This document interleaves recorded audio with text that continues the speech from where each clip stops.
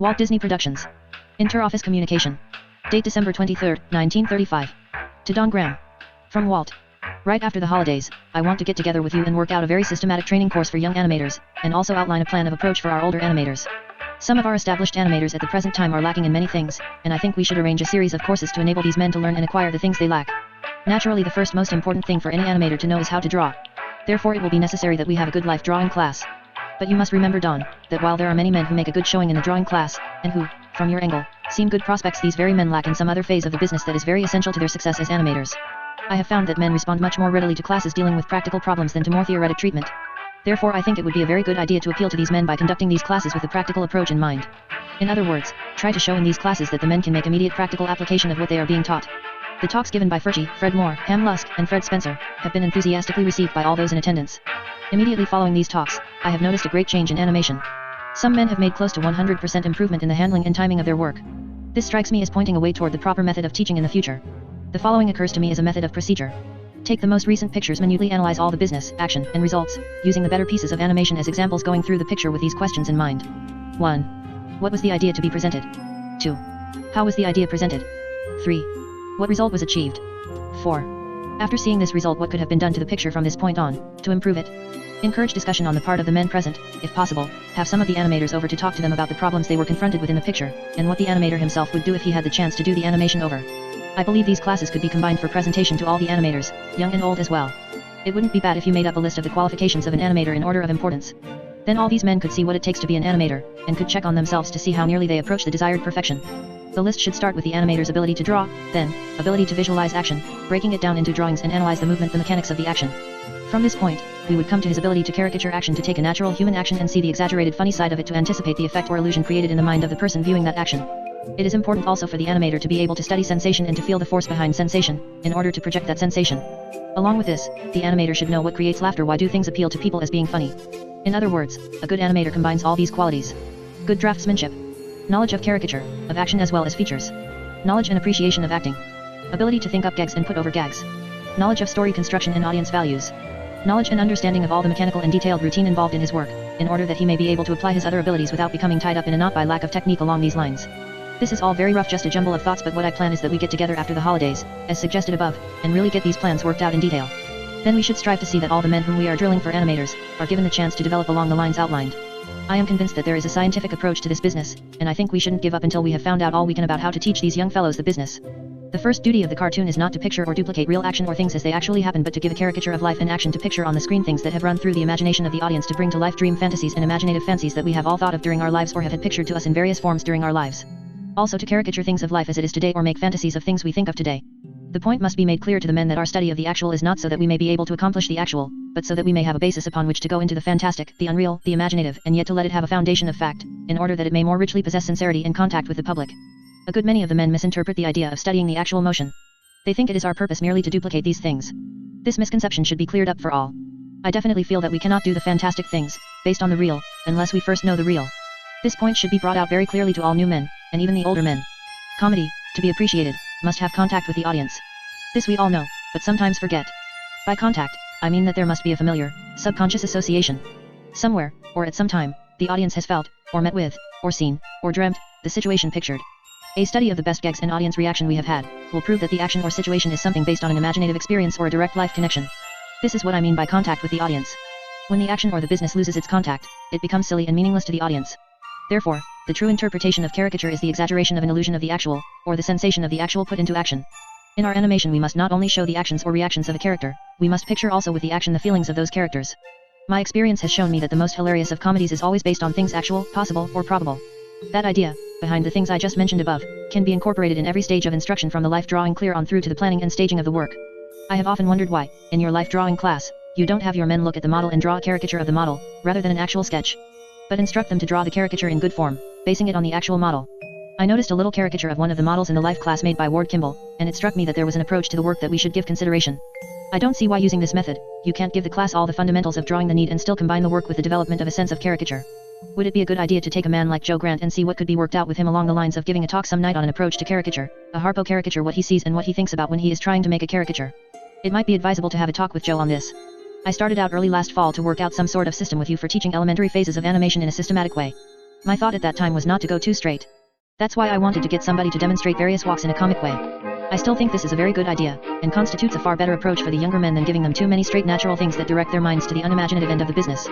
It is possible that with the comedy, you can still teach them the fundamentals of all these actions. Take for example, the walk. Why can't you teach the fundamentals of a straight walk yet combine it with some person that is giving an exaggeration or a comic interpretation of a straight walk? Perhaps for very elementary instruction, it might be best to present straight action, but not to keep giving them straight action as they progress and gain a little experience. Start them going into the comedy angle or caricature angle of the action. For example, a fat person, with a big pot belly, what comedy illusion does he give you? You could at the same time instruct the classes regarding the reason why he has to move a certain way, because of his weight, etc. Present the walk soliciting discussion on what illusion does that person, fat with pot belly, give you as you see him? What do you think of as you see him walking along? Does he look like a bowl of jelly?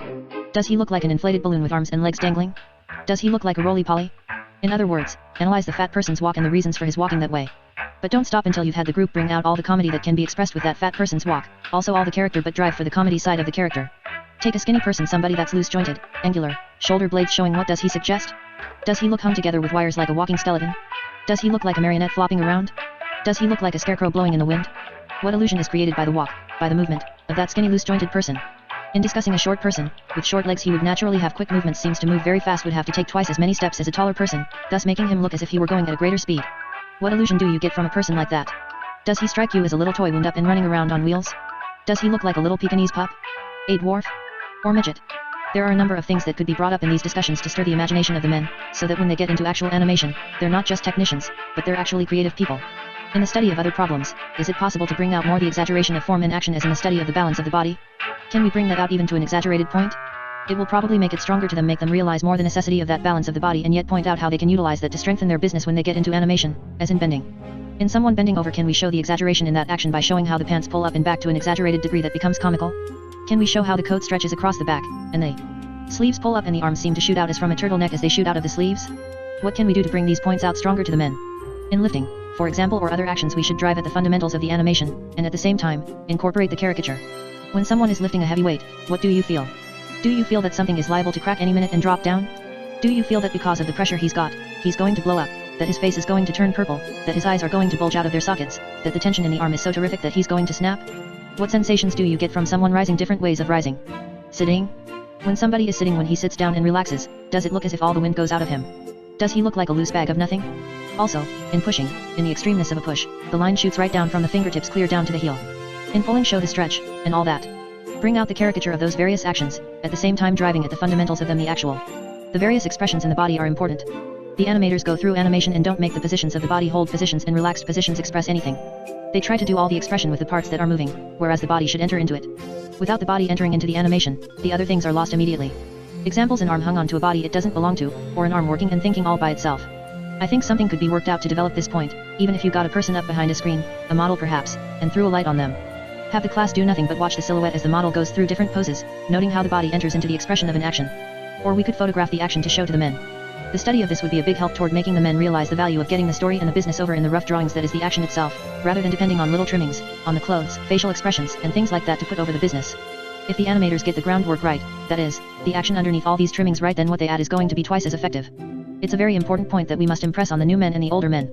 After we have given the men all the suggestions we can that have to do with expressing ideas through the body, then we can come down to the value of the facial expression, the use of the eyes, eyebrows, the mouth, their relation to one another, how the eyes and the mouth have to work together sometimes for expression, how they may work independently for expression at other times. In other words, then we would go into the combined use of expressive features and expressive actions of the body. Then it would be good to take one away from the other, and see which is the most important. We should have courses in staging and planning. These courses can be given by some of our more successful animators. Also, we should try to show how to analyze a scene or piece of business before starting to work on it. We should try to show the men ways of visualizing action in their minds, breaking the action so that the men are prepared in advance to begin animation of the action and know thoroughly what they are going to animate. So many of the men start in now and have no idea what they're going to do when they start the scene.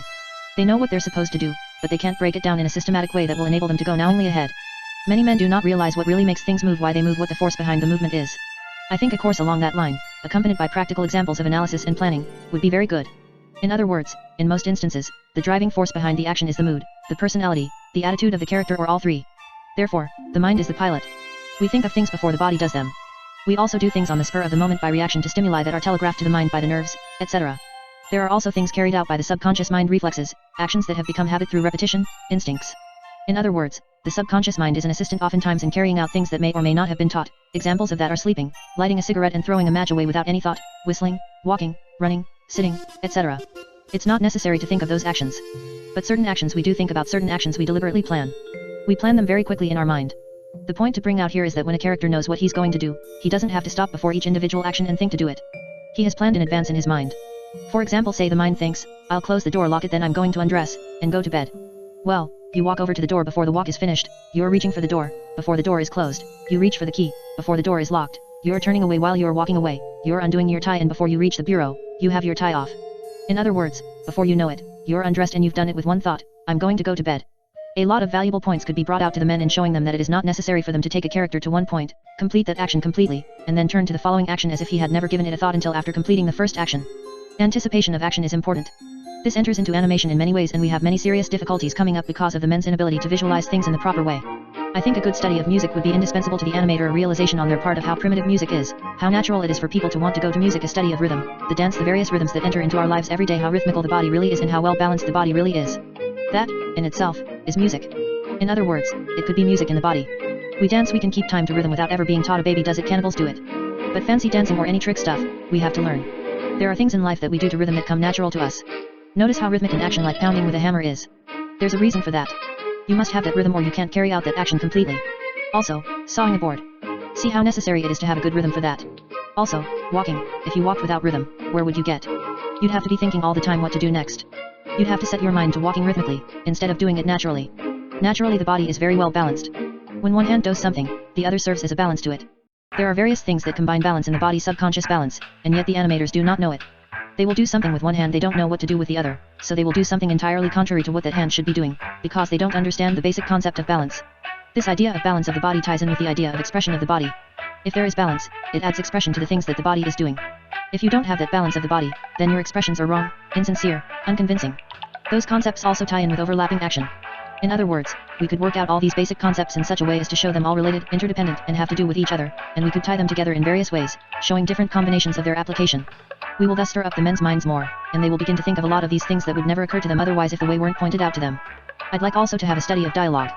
I want to prepare a course on dialogue, phrasing and rhythm of dialogue, moods and character of dialogue, expressions, gestures, directness, use of the eyes, eyebrows, mouth, head, arms, body, tongue, inhalation and exhalation, and various other aspects that have to do with the successful picturization of dialogue in the cartoon. Let's see if we can't organize something like this and get it going right after the first of the year.